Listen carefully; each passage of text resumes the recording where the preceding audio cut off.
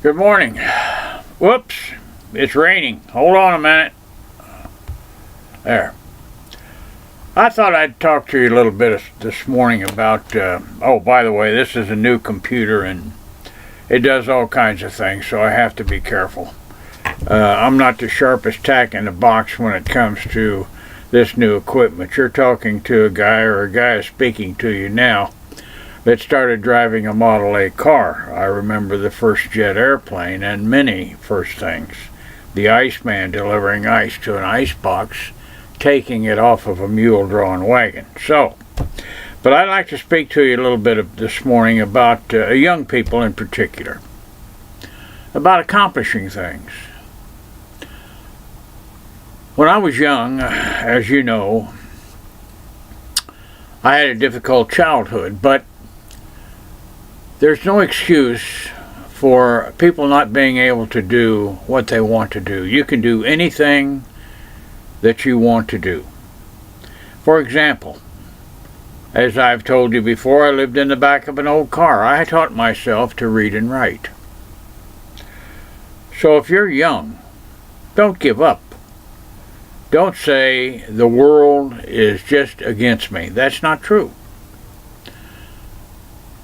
I taught myself to read and write. I've had 5 books published. I went to college, got a little bit of college. I've studied scripture for many, many years. I've raised 5 children. I've buried a mother, father, sister, brother, wife, and daughter.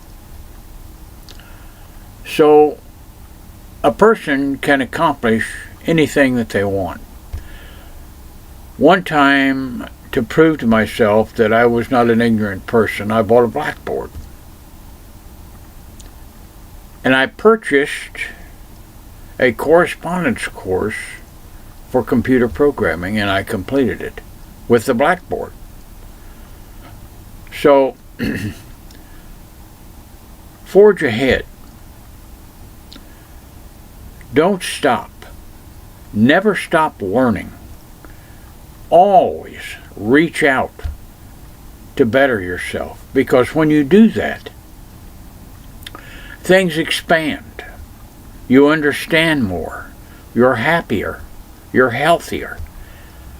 This old saying that if you don't use it, you lose it, is absolutely true. If you don't use that brain that God put in your head,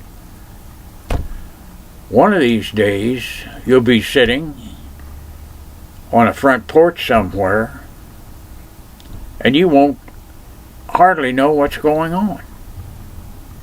So don't give up. If times are hard, good things nor bad things last forever. But most generally, we are in control of our own destiny.